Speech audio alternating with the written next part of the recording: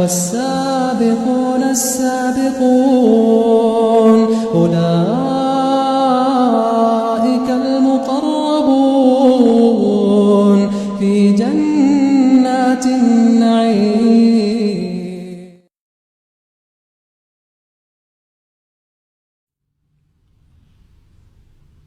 أعوذ بالله من شر الشيطان اللعين الرجيم. بفضل الله بسم الله الرحمن الرحيم. اللهم صل وسلم وزد وبارك على محمد وعلى آل محمد صلاة تنجينا بها من حر جهنم وبئس المهاد، صلاة مقرونة بالجمال والحسن والكمال والإفضال.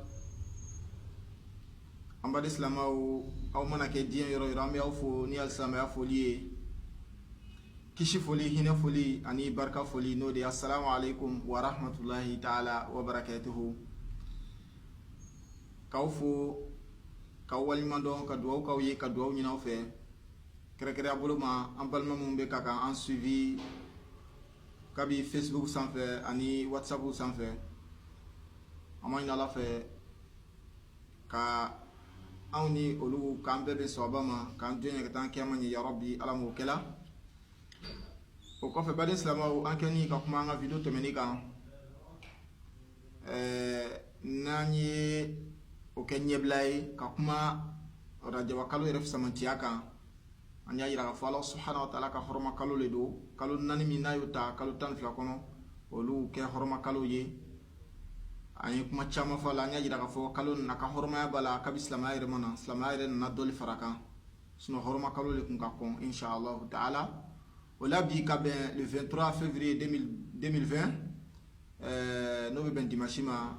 Jumada Thani tere 29 an b'a ɲini ka kuma min kan bi o de ye rajaba kalo tile fɔlɔ ye, fisamantiya juma b'a la ani baara juma kanu ne don a kɔnɔ. O la alhamdulillah rajaba kalo tile fɔlɔ o bɛ bɛn an ka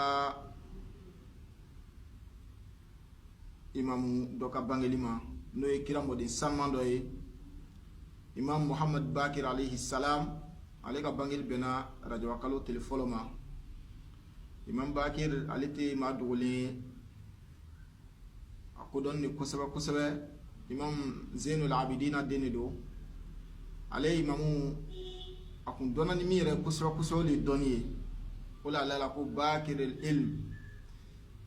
A dɔnni en tout cas imam dɔnni dɔnnikɛbagaw fɛ inshallah komi an tɛna ɲini ka don o kɔnɔ. Ale Imam Bakiri kira tun y'a ko fɔ a ka sahaba dɔ ye, u b'a fɔ o ma ko Jabir Ju'fi. Jabir Ju'fi. A y'a fɔ Jabir o la sɔrɔ Jabir sisan ma kɔrɔya, a ko a bɛna bɛn n'ale mɔden dɔ ye ko a tɔgɔ n'ale tɔgɔ ye kelen, n'ale fana bɔnnen kosɛbɛ, ko n'a y'a ye ko a k'a ka foli fɔ a ye. Allah subhanahu wa ta'ala fana tola ka masaya la ka Jabir Ju'fi si sama fo ka taa se Imam Bakir ka waati ma. A tola ye nabi Imam Bakir ɲini a b'a ɲini don min na Ala nana kɛ o ye ɲɔgɔn ye. A girinna ka da imam kan, a ko imam ma ko a mɔkɛ kira danfɛnw la sɔn hɛrɛ ma ko bɛ kan a ka foli fɔ a ye. Alhamdulillah Imam Bakir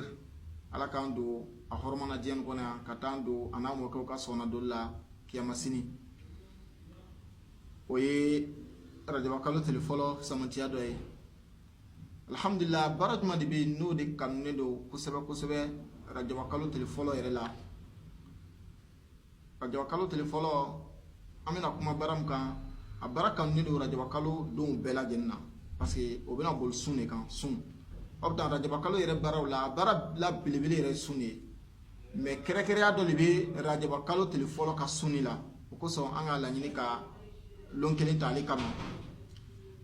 O la a minɛna ka bɔ kira mɔden sanuman dɔ la, Imam Jafar Sadiq alayhi salam, a ko inna Nuhan rakiba safinata awwala yawmin min Rajab. A ko i k'a dɔn Seydina Nuhu tumana min na Allah subhanahu wa ta'ala y'a laɲini k'a ka maaw ta cɛ ni tufana ji ye, ni Allah subhanahu wa ta'ala y'a bila ka kuru dilan, tumana min na k'a donna kuru in kɔnɔ a n'a ka mɔgɔw donna kuru in kɔnɔ ka bɛn rajaba kalo tile fɔlɔ le ma. O senfɛ don fa amara man ma'ahu an yasumu. Seydina Nuhu alayhi salam a y'a ɲini a ka jamakulu fɛ k'u ka sun don ka bɛn o rajaba kalo tile fɔlɔ ma. O la imam b'a fɔ a ko man soma zalika al-yawm akoni man fana o rajab kalo tele folo sundo ako tabaadat anhu an-naru masira sana akoni le mam sila ka rajab kalo tele folo sun ko ala bitu aka masala ka jahannama o yorma jahila sankeni tama danfara la ni ye sankeli ke bi tama na ibe distance min la tama ko Allah subhanahu wa ta'ala bina odo ini jahannama che kuma mi fe ka mode yira ni Allah subhanahu wa ta'ala sila ka e mo be sema ni rajab kalo tele folo sun ini jahannama te na nyoye ni fɛn ma ɲɔgɔn ye e bɛ se ka don o kɔnɔ wa ka nɔgɔni aw ye yarabi ala m'o kɛla ale Imam Bakir fana an bɔla ka kuma min kan sisan ni ale ka bangeli bɛ bɛn rajab kalo tile fɔlɔ la a ka haditha dɔ bɛ yen a ko a b'a minɛ ka bɔ a faw la fo ka taa se kira la parce que u b'a fɔ an ten k'olu ka hadithaw o minɛna ka bɔ o faw la ka yɛlɛ fo ka taa se kira ma o de kosɔn Imam Bakir kuma a tun bɛ haditha dɔ fɔ Jabiri ye Jabiri bɛ kabakoya Jabiri wa ko ne tun ye nin mɛn kira da o donc a dɔn ka fɔ n'u ka dɔnni sokɔnɔ dɔnni de don ala k'an bɛn sawaba ma Imam Bakir ko di a ko man soma awwala yawmi min rajab wajabat lahu aljanna i m'a ye Imam Bakir ko ni mɔgɔ min ye rajab kalo tile fɔlɔ sun ala jati kosɔn kɔnɔna jɛya la ko aljinɛ kɔnɔ don Allah subhanahu wa ta'ala bɛna to a ka masaya la a n'a ka hinɛ na k'o wajibiya i kan c'est-à-dire i ka aljinɛ kɔnɔ don bɛna garanti n'i ka rajab kalo tile fɔlɔ sun ye donc an bɛɛ ka an jija inshallah n'a k'an sɔrɔ kɛnɛya la an bɛɛ ka se k'an jija k'a sun n'Ala sɔnna an bɛna kuma sun kan video nata la parce que sun ye baara ye rajab kalo la min kanu de ka tɛmɛ baara yɛrɛ bɛɛ kan duwawu kalan bɛ yen ani fɛn wɛrɛw bɛ yen zikiriw bɛ yen mais sun ni baraji ka bon ka tɛmɛ a bɛɛ kan mais kɛrɛkɛrɛnya bolo ma pour ne pas que rajab kalo tile fɔlɔ kana tɛmɛ an kan donc an ye nin kɛrɛkɛrɛnya rajab kalo tile fɔlɔ kama an b'a ɲini Allah subhanahu wa ta'ala fɛ ka a nɔgɔya ni aw bɛɛ lajɛlen ya rabbi ala m'o kɛla donc an kɛni kɔ ka ni fisamantiya dɔn an bɛɛ k'an jija an kana fɔ an bɛ to kɔfɛ an bɛna don wɛrɛw sun ɔhɔ maa d'a ma ni nin nana ka n'an sɔrɔ parce que jatew b'a yira ni sini le 24 n'o ye lundi ye o bɛ se ka k'a tile fɔlɔ ye ni kalo ma dafa ni kalo dafala a bɛ kɛ mardi ye le 25 donc an bɛɛ k'an labɛn parce que Allah subhanahu wa ta'ala yɛrɛ b'o de fɔ suratu waqi'a la ba'da a'udhu billahi minash shaitanir rajim aku was-sabiquna as-sabiqun ulaika al-muqarrabun fi jannatin na'im ako maa bɛ teliya bara ɲumanw fɛ o kɛni kɔ ka bara ɲuman dɔn ko olu de bɛna kɛ maa ye teliya bɛ kɛ ni maa min fana ye ka taa aljinɛ kɔnɔ so kɔrɔta n'u la olu de fana bɛna kɛ maa ye maa min ka surun Allah subhanahu wa ta'ala ka hinɛ na kiyama sini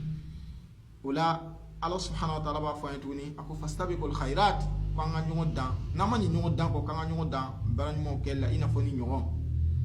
an fana seko damayira la ala bɛ kow ɲini an fɛ an seko damayira de la dansago man di ala ye o de kosɔn hali ala ɲɛsira la a ko fattaqullaha mastata'tum i ka Allah subhanahu wa ta'ala bato i ka siran ɲɛ i seko damayira la kɔnɔnajɛya la donc an b'a ɲini Allah subhanahu wa ta'ala fɛ ka nɔgɔya ni aw bɛɛ lajɛlen ya rabbi ala m'o kɛla n'a nana k'i sɔrɔ i ka kɛnɛ kana fɔ kɔfɛ kira ko inna allaha yuhibbu min alkhairi ma yu'ajjalu hɛrɛ min ka di ala ye ni hɛrɛ bɛɛ o de ye k'a teliya ka nɔgɔya ni aw bɛɛ lajɛlen ya rabbi ala m'o kɛla an bɛ aw fo halisa k'aw waliɲuman dɔn